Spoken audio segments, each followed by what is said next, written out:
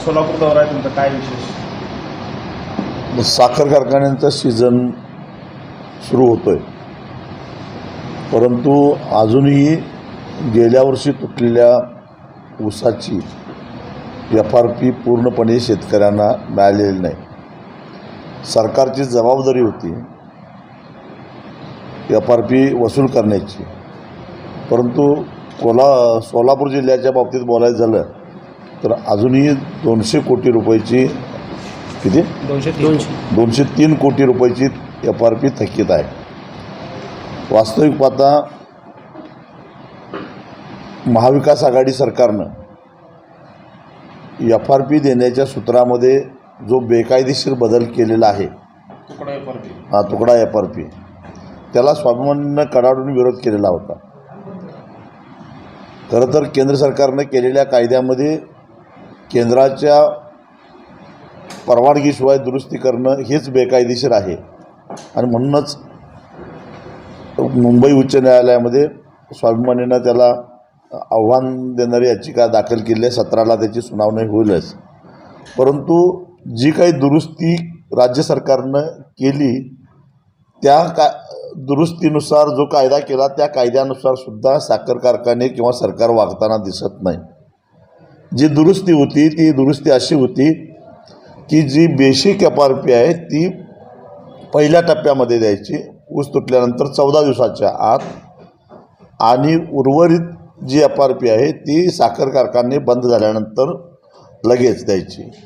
साखर कारखाने बंद होऊन 6-7 महिने झाले, अद्याप ही सोलापूर जिल्ह्याची थकीत FRP ही जवळपास 203 कोटीची आहे आणि राज्याची थकीत FRP जवळपास 900 कोटीच्या आसपास आहे.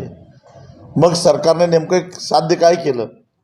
शेतकऱ्यांचा अधिकार काढून घेतला ते घेतला आणि पुन्हा शेतकऱ्यावर वाऱ्यावर सुटलं. स्वतः केलेल्या कायद्याप्रमाणे तरी त्याची अंमलबजावणी करायची जबाबदारी सरकारची होती, ती जबाबदारी पूर्ण करण्यामध्ये कुठेतरी सरकार कमी पडलेलं आहे. म्हणून यावर्षी सीझन सुरू होण्यापूर्वीच जोपर्यंत साखर कारखाने प्रचलित धोरणाप्रमाणे केंद्र शासनाच्या धोरणाप्रमाणे पूर्ण एक रकमी FRP देण्याची घोषणा करणार नाहीत तोपर्यंत महाराष्ट्रातला एकही कारखाना आम्ही सुरू होऊन देणार नाही, ही स्वाभिमानीची ठाम भूमिका. त्यांना बोलण्याचा नैतिक अधिकारच राहिलेला नाही आणि म्हणून आता आमचा कोणावरही विश्वास नाही. शुगर केन कंट्रोल ऑर्डर 1966 नुसार ऊस तुटल्यानंतर 14 दिवसाच्या आत पूर्ण एक रकमी FRP देणं हे कायद्यानं शेतकऱ्यांना कारखान्यांना बंधनकारक आहे. विलंबाला 15% व्याजाची तरतूद आहे. मग 6 महिन्याचं 15% व्याज का दिलं नाही सरकारनं? दुसरी गोष्ट, प्रचलित धोरणाप्रमाणे साखर कारखान्यांनी जी ज्यांना साखरेचं उत्पादन कमी करण्यासाठी म्हणून इथेनॉलचं उत्पादन वाढवण्याचा सुचवलेलं आहे, त्या पद्धतीनं काही कारखाने साखर मोलॅसिसमध्ये सोडून मोलॅसिसचं उत्पादन वाढवतात. अशा प्रकारे वाढलेल्या उत्पादन वाढलेलं जे मोलॅसिस असतं त्याला बी हेवी मोलॅसिस म्हणतात आणि त्याच्यापासून तयार झालेल्या इथेनॉलला वेगळा दर मिळतो, तो 59 रुपये मिळतो लिटरला. आणि अशा पद्धतीनं जर का मोलॅसिसचं उत्पादन वाढवलं तर कारखान्याची रिकव्हरी कमी होते आणि कारखान्याची रिकव्हरी कमी झाली तर शेतकऱ्याच्या FRPवर त्याचा परिणाम होतो.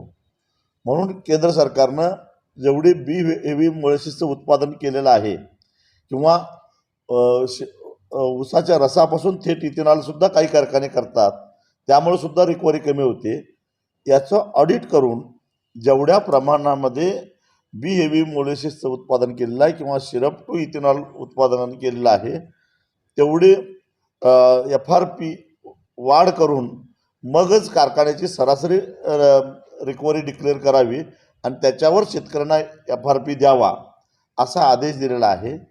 आणि हे एका स्वतंत्र यंत्रणेमार्फत ऑडिट करून मग त्या कारखान्यांची FRP निश्चित करायची आहे. अर्थात हे सुद्धा साखर कारखाने बंद झाल्यानंतर 15 दिवसाच्या आत करायचं होतं. महाराष्ट्राची जबाबदारी ही वसंतदादा शुगर इन्स्टिट्यूटवर सोपवलेली होती, पण अजूनही 100% सगळ्या कारखान्यांची ऑडिट पूर्ण झालेलं नाही आहे. म्हणजे इथं सुद्धा यंत्रणा कमी पडलेला आहे आणि शेतकऱ्यांची फसवणूक व्हायला लागलेली आहे सरळ सरळ. आणि या सगळ्या गोष्टीला आमचा विरोध आहे. आणि या सगळ्या गोष्टीची दखल घेऊन यावर्षी एकूणच आंदोलनाची व्यूहरचना कशी असेल, एकतर केंद्राकडूनही शेतकऱ्यांची फसवणूक झालेली आहे. कारण वरवर केंद्र सरकारनं दाखवलं की 150 रुपयानं FRP वाढली, परंतु प्रत्यक्षामध्ये ती फक्त 75 रुपयानं वाढलेली आहे. कारण यावर्षी 3050 जी FRP दिसते त्याचा बेस 10.25 रिकव्हरीचा आहे आणि गेल्या वर्षाची 2900 FRP जी होती त्याचा बेस 10 पॉईंटचा होता, 10 रिकव्हरीचा होता. मग गेल्या वर्षीच्या बेसचा हिशेब केला तर गेल्या वर्षी सुद्धा 10.25ला जी FRP बसत होती ती 2975 बसत होती आणि यावर्षी 3050 बसते. म्हणजे 75 रुपयाचा फरक पडलेला आहे आणि केंद्र सरकार वाढवतंय 75 रुपये आणि सांगतंय मात्र 150 रुपये वाढवलं. अशी फसवणूक केंद्र सरकार ऊस उत्पादकांची करायला. खर्च तोडणी वाहतूक वजा करता जी प्रत्यक्षामध्ये हातात रक्कम पडते ती रक्कम गेल्या 4 वर्षामध्ये एकसारखीच राहिलेली आहे. त्याच्यामध्ये फारशी वाढ झालेली नाही. जी काय तुटपुंजी वाढ केंद्र सरकारकडून केली जाते ते पैसे तोडणी वाहतुकीतच निघून जातात आणि जेवढे हातात पडायचे तेवढेच पडतात. मात्र गेल्या 4 वर्षामध्ये पोटॅश आणि DAPच्या किमती तिपटीहून अधिक वाढलेल्या आहेत. तीच अवस्था तणनाशक आणि कीटकनाशकांची आहे. म्हणजे उत्पादन खर्च भरमसाठ वाढत चालला, पण प्रत्यक्षामध्ये हातात पडणारे पैसे मात्र आहे तेवढेच राहिले. त्यामुळं अत्यंत बिकट परिस्थिती अशी ऊस उत्पादकांची झालेली आहे. त्यातच साखर कारखान्यांनी सर्रास काटामारी करायला सुरुवात केलेली आहे. आणि या काटामारीच्या बाबतीत बोलायचं झालं तर कुठल्याही शेतकऱ्याला जर विचारलं की काटामारी होते का, व सर्रास सगळेच साखर कारखाने काटा मारतात असा शेतकऱ्यांचा अनुभव आहे. शेतकऱ्यांनी जर का बाहेरून ऊस वजन करून कारखान्याला पुरवण्याचा प्रयत्न केला तर तो ऊस स्वीकारला जात नाही आणि ज्या वाहनातून तो ऊस वजन केला गेला त्या वाहनाचा करार रद्द केला जातो आणि त्याला पुन्हा कारखान्याकडे येऊ नको असं सांगितलं जातं. तरीसुद्धा काही शेतकऱ्यांनी खात्री करून घेतली.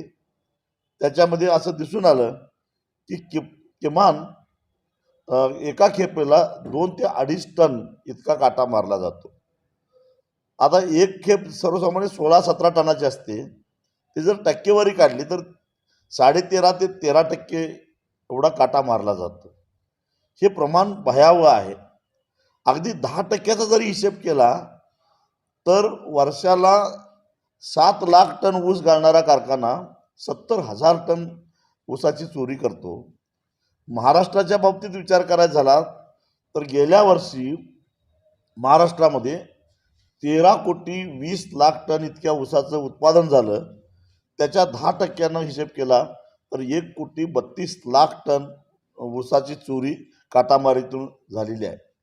त्याच्या पुढं जाऊन महाराष्ट्राची जी सरासरी रिकव्हरी आहे 11.40 गेल्या वर्षाची, त्या हिशोबानं हिशेब केला तर जवळपास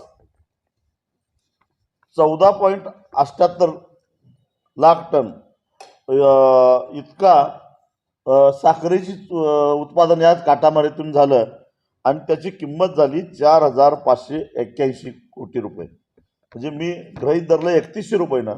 म्हणजे वर्षाला 4,581 कोटीचा दरोडा आज ऊस उत्पादक शेतकऱ्यांच्यावर साखर कारखाने राजरोसपणानं टाकतायत. हे फक्त शेतकऱ्यांच्याच बाबतीत होत नाही तर सरकारला सुद्धा चुना लावतात. कारण हा काटा मारलेला जो काही ऊस आहे, साखर आहे, त्या साखरेचं उत्पादन जर का हिशेबात धरलं गेलं तर कारखान्याची रिकव्हरी वाढते आणि मग त्या काटामारीचा फायदा होत नाही. म्हणून ही जी साखर आहे ती रातोरात गोडाऊनच्या बाहेर काढली जाते आणि पावती न घेता विकत घ्यायला तयार असणाऱ्यांना ती साखर विकली जाते. त्याच्यामध्ये फार्मास्युटिकल इंडस्ट्री असेल, त्याचबरोबर मिठाईवाले असतील, डेअऱ्या असतील, ज्यांना पावतीची आवश्यकता नाही, किंवा छोटे छोटे किराणा दुकानदार गावातले ज्यांचा GST नंबर नाही, अशांना ही साखर विकली जाते आणि त्यातून वर्षाला 229 कोटी रुपयाचा GST सुद्धा बुडवला जातो. मी मध्यंतरी कोल्हापूरच्या विभागीय आयुक्त GSTचे त्यांना भेटून एक पत्र दिलं की हा जो आरोप आम्ही करतो त्याची सत्यता पडताळून बघायची असेल तर साखर कारखान्याच्या गोडाऊनमध्ये अचानक धाडी टाका आणि त्याच्यामध्ये त्यांची अधिकृत साखर किती आहे आणि त्यांच्या नोंदीशिवाय असणारी साखर, ही साखर नेमकी आली कुठली आणि कुणी आणून ठेवली त्याचा जाब विचारा. या चोऱ्या तुम्हाला सापडल्याशिवाय राहणार नाहीत. पण GST विभागानं अजून काही फारशी हालचाल केलेली नाही. आमची अशी मागणी आहे, अशाच प्रकारे पेट्रोल पंपसुद्धा सर्वसामान्य ग्राहकांना पेट्रोल देत असताना त्याच्यामध्ये चोऱ्या करताना दिसत होत्या. त्याच्यावर उपाययोजना म्हणून ऑइल कंपन्यांनी अलीकडच्या काळामध्ये सगळे पेट्रोल पंप हे ऑनलाईन केलेले आहेत. त्यामुळं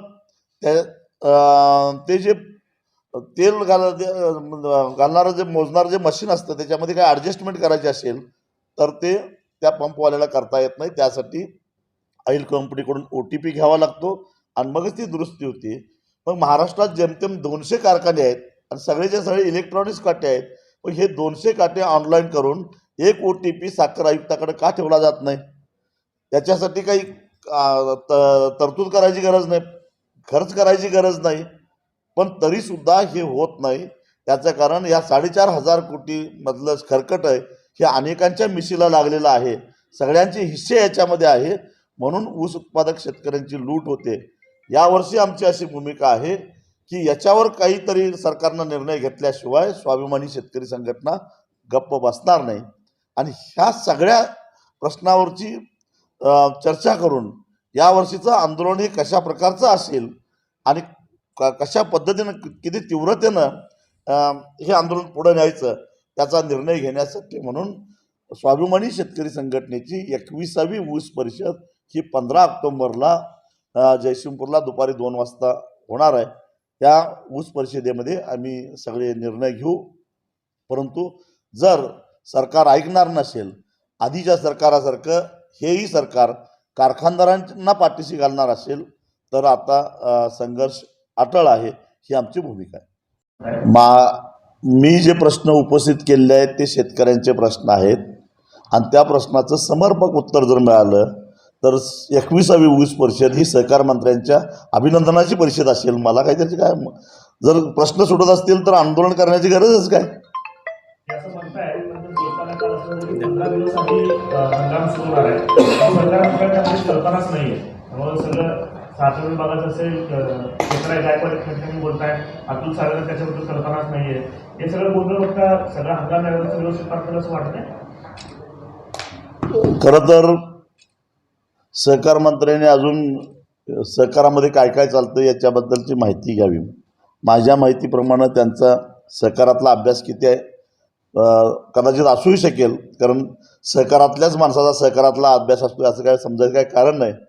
ते सहकारात यापूर्वी त्यांचं नाव कधी मी ऐकलं नव्हतं. पण नसेल, अज्ञान असेल तर हा काही गुन्हा नाही. त्यांनी माहिती करून घ्यावं. ते आता सहकार मंत्री आहेत आणि उलट सहकाराशी संबंधित नसलेली माणसंच बऱ्याच वेळा शेतकऱ्यांना न्याय देऊन जातात असा पूर्वीचा आमचा अनुभव आहे. तेव्हा त्यांनी ते न्याय द्यावा शेतकऱ्यांना. शेतकरी कायम त्यांना लक्षात ठेवतील. जसं पृथ्वीराज चव्हाण हे मुख्यमंत्री असताना त्यांनी बऱ्यापैकी शेतकऱ्यांना न्याय दिलेला होता. तसं कारण ते काही सहकाराशी संबंधित नव्हते, साखर कारखानदारीशी संबंधित नव्हते. त्यामुळे शेतकऱ्यांचे प्रश्न ते समजावून घेऊन त्यांना न्याय देण्याचा प्रयत्न करायचे. त्यांच्याच काळामध्ये ऊस दर नियंत्रण समिती, एक सक्षम ऊस दर नियंत्रण समिती निर्माण झाली होती. पण पृथ्वीराज चव्हाण सत्तेतून बाहेर गेले आणि नावालाच असणारी एक ऊस दर समिती अशी तयार झाली. त्यावरून सहकारामधला नसलेला माणूस सहकारी मंत्री असला तर माझा आक्षेप असायचं कारण नाही.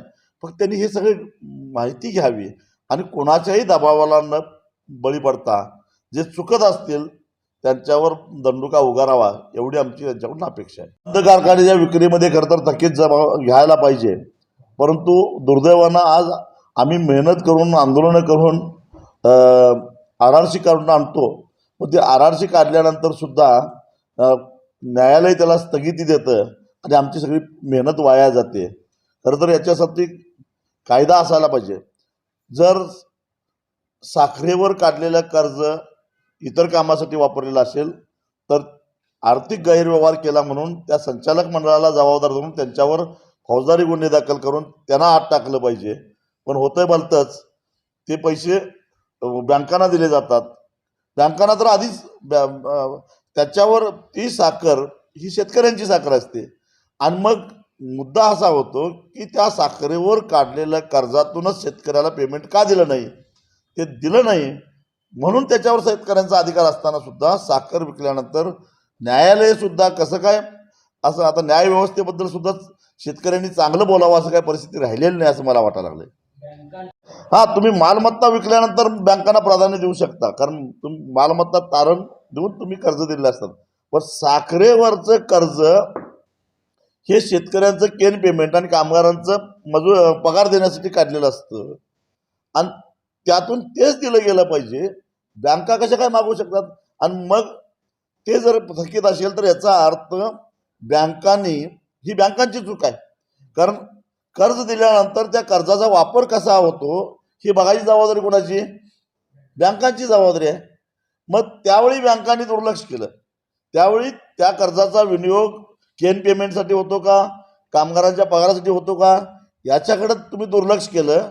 आणि आता आम्ही मेहनत करून साखर लिलावात काढायला लावून साखर विकायला लावतो आणि त्याचे पैसे जर बँका आयती घ्यायला लागले तर मग फक्त बँका म्हणजे लोण्याचा गोळा खाण्यासाठीच आहेत का? रक्कम भरली का, त्यानंतर विक्रीला NOC द्यायची, या बाबी देखील पाहिल्या जात नाही, बघितल्या जात नाहीत. अलीकडच्या काळात जेवढे कारखाने विक्री झाले किंवा चालवायला गेले तिथं FRPचा मुद्दा साखर आयुक्तांनी शासनाने मुख्य मुद्दा समजलाच नाही. तसे पाहिजे सगळ्या कारखान्याच्या म्हणजे सरकार आपलं देणं किती आहे बघतं, NCDCचं कर्ज किती आहे बघतं, बँकाचं कर्ज किती आहे बघतं. आणि पण शेतकऱ्यांचं आणि कामगारांचं काय? कामगारांची थकीत आहे शेतीत आणि शेतकरी वाऱ्यावर, कामगार वाऱ्यावर कारखाना विक्रय होतो, त्याच्यामध्ये मोठा घोटाळा होतो आणि त्या घोटाळ्यामध्ये अनेकांचे हात ओले होतात. पण इथं कामगार आणि शेतकरी मात्र वंचित राहतात. RRC कारवाई गेल्या 2-3 वर्षामध्ये RRC कारवाई 22-23 वेळा नोटीस आल्या, पण कसलीच कारवाई होत नाही, अंमलबजावणी होत नाही. याचं कारण कारवाईचा आदेश कलेक्टरच्या केबिनला येईपर्यंत कारखानदार कलेक्टर ऑफिसमध्ये हजर असतात आणि कुठल्याच कारखान्यावर RRC कारवाई झाली नाही. याचं कारण सरकार आणि प्रशासन हे एकमेकाला सामील आहे, एकमेकाला सांभाळून घेतात. RRC काढून आणायचे आम्ही आणि इथं कारखानदारांनी खाली तहसीलदारला, जिल्हाधिकाऱ्यांना मॅनेज करायचं आणि ते RRCची अंमलबजावणी होत नाही. हाच आम्हाला वाईट अनुभव होतो. एकूणच प्रशासनावरचा आमचा हळूहळू विश्वास उडत चाललेला आहे. शेतकऱ्याच्या काठामारून सर्वच कारखानदार असे गैरव्यवहार करतात. राज्यातील आणखी सगळ्या कारखान्यांची चौकशी मागणी नाही, माझं म्हणणं आहे की पहिल्यांदा GST विभागानं त्या कारखान्यांच्यावर अचानक धाडी टाकून पहिल्यांदा यांची गोडाऊनं तपासावीत आणि त्यानंतर त्याच्यात काही गैरमेळ लावला तर मग निश्चितच ते प्रकरण EDकडे द्यावं आणि कोणाकडे द्यावं.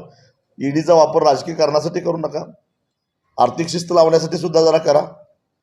साहेब, दुसरा एक प्रश्न, त्यामुळे एक टमाटे तर टमाट्याचं उत्पादन शेतकरी घेतं, बटाट्याचं बटाट्याचं उत्पादन घेतं आणि जास्त उत्पादन झाल्यामुळं भाव पडतात.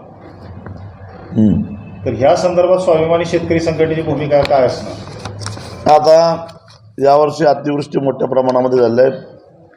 खरीपचं पीक जवळपास हातातून गेलेलं आहे आणि सरकारनं घोषणा केली आहे, ती सुद्धा अतिशय तुटपुंजी आहे.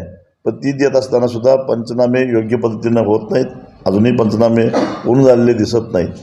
आता तातडीनं जर का थोडीफार तुम्ही जे काही मदत देणार आहे ती शेतकऱ्याला दिली तर त्याचा उपयोग त्याला रब्बी पिकाच्या बियाणे खरेदीसाठी किंवा पूर्व मशागतीसाठी होईल. रब्बी आता तोंडावर आलेले आहे, ते होताना दिसत नाही. त्यातही वेगवेगळ्या प्रकारची पिकं घेतली जातात, त्याचे पंचनामे जर झाले नाहीत तर मग शेतकऱ्याला न्याय कसा मिळणार. आणि याच्यामध्ये कुचराई करणारे महसूल खाता असेल किंवा कृषी खाता असेल त्यांच्यावर कडक कारवाई होणं गरजेचं आहे. एकतर सरकारकडं सॅटेलाईट सर्वेचा रिपोर्ट असतो, त्याच्यामध्ये किती क्षेत्रामध्ये कुठलं पीक आहे. आता पंचनाम्याच्या माध्यमातून याची फक्त वर्गवारी करायची आहे, कारण सॅटेलाईट सर्वेमध्ये पिकाची विभागणी करता येईलच असं नाही, कारण ते उंचावरून फोटो घेतलेले असतात. त्याच्यामध्ये काही ऊस आणि गवत याच्यामधला फरक काही वेळा लक्षात येत नाही. पण त्यासाठी तर हे पंचनामे आहेत आणि या पंचनाम्याच्या माध्यमातून ही वर्गवारी व्हायला पाहिजे आणि वर्गवारी होऊन ज्याचं नुकसान झाले त्याला नुकसान भरपाई मिळाली पाहिजे. खरं तर राजस्थान, गुजरात, झारखंड आणि पंजाब या राज्यामध्ये आज लंपी रोगांना प्रचंड मोठ्या प्रमाणामध्ये हैदोस घातलेला आहे. या रोगामध्ये गुजरात आणि राजस्थानमध्ये जवळपास 7 ते 8% मृत्यूचं प्रमाण गेलेलं आहे जनावरांच्या. आणि हळूहळू महाराष्ट्रामध्ये हा रोग पाय पसरत आहे. आता ऑक्टोबर महिन्यापासून साखर कारखान्याचे सीझन सुरू होतील, म्हणजे पुन्हा मजुरांचं आणि जनावरांचं तिकडून इकडं स्थलांतर होणार आहे. म्हणजे त्याच्यामध्ये अजून मोठ्या प्रमाणामध्ये या रोगांचं प्रसार होण्याची शक्यता आहे. एकूण महाराष्ट्राच्या बाबतीत बोलायचं झालं तर महाराष्ट्रामध्ये जवळपास 10 काय कुठंही गेलं ते वॅक्सिनेशन आज उपलब्ध बोलव की त्याला गणेश जे वॅक्सिनेशन उपलब्ध आहे ते बघता ते अत्यंत तोकडं आहे. त्यामुळं युद्ध पातळीवर आता काहीतरी उपाययोजना करायला पाहिजे, कारण गुजरातमध्ये त्याचा दुग्ध व्यवसायावर अतिशय विपरीत असा परिणाम झालेला आहे आणि तो महाराष्ट्रामध्ये झाला तर आधीच डबघाईला आलेला दूध व्यवसाय पूर्ण मोडकळीस आल्याशिवाय राहणार नाही. जनावरांच्या किमती प्रचंड वाढलेल्या आहेत. तेव्हा जसं कोरोनाच्या काळामध्ये काय 10 लाख वॅक्सिनेशन लाख काय काय 10 लाख वॅक्सिनेशनची फक्त उपलब्ध आहे आणि त्यालासुद्धा 15 दिवस प्रतिकारक क्षमता तयार व्हायला लागतात. तेव्हा युद्ध पातळीवर महाराष्ट्र सरकारनं करायला पाहिजे, पण सरकार गांभीर्याने हे करताना दिसत नाही. कोल्हापूर जिल्ह्यामध्ये काही गावामध्ये आता लंपी रोगाची लागण झालेली दिसून येते, परंतु अद्यापही पशुसंवर्धन विभागाच्या अधिकाऱ्यांना नेमकं ह्याच्यावर काय उपाययोजना करायची हेच माहिती नाही असं चित्र आहे. लाख 1.5 लाख रुपये किमतीची जनावरं जर का डोळ्यासमोर मारायला लागली तर सरकार नुसतं बघत बसणार आहे का आणि त्यांना अनुग्रह अनुदान 10,000 रुपये देणार आहे का. तेव्हा कोरोना काळामध्ये जसं काही विमा कंपन्यांनी केवळ कोरोनाचा विमा काही रक्कम भरून उतरायची एक व्यवस्था केली होती आणि त्यामुळं अनेकांनी आपला कोरोनाचा विमा उतरवल्यामुळं त्यांचे औषधोपचार त्यांचा आर्थिक बोजा त्यांच्यावर पडला नाही. तसं काही विमा कंपन्यांच्याबरोबर सरकारनं बोलणी करून केवळ लंपी रोगाच्या विम्याची प्रीमियम भरण्याचे सांगावेत आणि मग राज्य सरकारच्या लेवलला असा निर्णय झाला तर काही कमी पैशामध्ये समजा दुर्दैवानं एखाद्या शेतकऱ्याचं जनावर दगावलं किंवा कायमस्वरूपी अधू झालं तर त्याला विम्याचं संरक्षणाचं कवच तरी मिळेल. पण ही उपाययोजना तातडीनं करण्याची आवश्यकता आहे. त्यातनं शेतकऱ्यांना दरवर्षी 6,000 शिंदे साहेबांनी बऱ्याच घोषणा केलेल्या आहेत. आधीच्या घोषणाचं काय काय झालं तपासून घ्यावं लागेल, पण मुळात पहिल्यांदा त्यांनी नियमित कर्ज भरणाऱ्या शेतकऱ्यांना 50,000 रुपये सानुग्रह अनुदान तातडीने देण्याचं जाहीर केलं आहे. ते अजून आलेलं नाही. ते तरी सुरुवात करावी आणि मग देण्याबद्दल आमचं काही म्हणणं नाही, पण नुसती घोषणा राहू नये, ते प्रत्यक्षात अंमलात आली पाहिजे. त्यातनं शेतकऱ्यांना दरवर्षी 6,000 शिंदे साहेबांनी बऱ्याच घोषणा केलेल्या आहेत. आधीच्या घोषणाचं काय काय झालं तपासून घ्यावं लागेल, पण मुळात पहिल्यांदा त्यांनी नियमित कर्ज भरणाऱ्या शेतकऱ्यांना 50,000 रुपये सानुग्रह अनुदान तातडीने देण्याचं जाहीर केलेलं आहे ते अजून आलेलं नाही, ते तरी सुरुवात करावी आणि मग द्यावं. देण्याबद्दल आमचं काही म्हणणं नाही, पण नुसती घोषणा राहू नये, ते प्रत्यक्षात अंमलात आली पाहिजे. सुरुवातीला तेच बोललो की हे हे जो नवा कायदा केलाय त्याला आमचा विरोधच आहे, पण तुम्हीच केलेल्या कायद्याप्रमाणे सुद्धा तुम्ही वागत नाही, त्यामुळे तुम्ही सबशेल फेल ठरलेला आहात. तेव्हा हो नाही नाही यंत्रणाच यांना कारखाने माहितीच पुरवत नाहीत, ऑडिट करून देत नाहीत. तेव्हा BEVचं धोरण चुकीचं नाही आहे, लक्षात ठेवा. कारण BEVचं उत्पादन वाढलं तर काय बिघडत नाही, तेवढ्या पट्टीमध्ये जेवढी रिकव्हरी कमी झाली तेवढे जर का पैसे वाढून मिळाले, उलट माझं तर असं म्हणणं आहे की ह्याच्यापेक्षाही जास्त शेतकऱ्याला पैसे दिले पाहिजेत. कारण ढोबळ पूर्वी प्रमाणे जर ढोबळपणाने हिशोब केला तर 11% रिकव्हरी म्हणजे 110 किलो साखर, त्याच्यानंतर मग 40 किलो मोलॅसिस आणि 400 किलो बगॅस, असा पूर्वीचं आपलं विश्लेषण असायचं. पण काळाच्या ओघात आता धोरणं बदलायला लागली आणि मग 11च्या ऐवजी 9% रिकव्हरी झाली, 9.5% रिकव्हरी आली आणि 1.5% रिकव्हरी जी काही साखर आहे ती मोलॅसिसमध्ये सोडली तर ती BEV मोलॅसिस बनते आणि त्याच्यापासून तयार झालेले जे इथेनॉल आहे त्या इथेनॉलपासून जास्त पैसे मिळतात. माझ्याकडे त्याचा सगळा डाटा आहे, सगळा हिशेब आहे. जर अशा पद्धतीनं BEV मोलॅसिसचं उत्पादन केलं तर सगळा खर्च वजा जाता साखर कारखान्याला टनाला 700 रुपये जादा मिळतात. मग 700 रुपये ते वाढवून दिले पाहिजे शेतकऱ्याला, किंवा त्यातला हिस्सा शेतकऱ्याला दिला पाहिजे. आता सरकार काय म्हणते, सरकारचं धोरण काय आहे, जेवढी रिकव्हरी कमी झाली तेवढी एक रिकव्हरीला 397 रुपये या हिशेबाप्रमाणे तुम्हाला पैसे मिळतील. तर माझं म्हणणं आहे की जेवढी रिकव्हरी कमी झाली त्यातून झालेल्या इथेनॉलचे जेवढे पैसे आले ते पैसे शेतकऱ्याला मिळाले पाहिजेत. आणि ते नाहीतर मग BEVच्या धोरणाचा शेतकऱ्याला फायदा काय, कारखानदारांचंच कल्याण आहे याच्यामध्ये, किंवा सिरप टू इथेनॉलचा शेतकऱ्याला फायदा काय. एक तर त्यांची 500 पोटं तुपात आहेत. याचं कारण ज्यावेळी तुम्ही अशा प्रकारे साखरेचं उत्पादन कमी करता त्यामुळे सहजगत्या निघणारी जी साखर आहे त्याच्यामध्ये एनर्जी सेव्हिंग होते, त्याच्यामध्ये स्टीम बचत होते, केमिकल कमी लागतात आणि तिथं पैसे वाचतात, म्हणजे कन्व्हर्जन कॉस्ट तिथं कमी होते. आणि दुसऱ्या बाजूला जे BEV मोलॅसिस तयार होतं त्यातून तुम्हाला जास्त पैसे मिळतात. म्हणजे इकडं तुमचं उत्पादन खर्च कमी, इकडे तुम्हाला जास्त पैसे, मग आणि सगळे रोख पैसे मिळतात. मग त्यातले पैसे शेतकऱ्याला द्यायला काय अडचण आहे.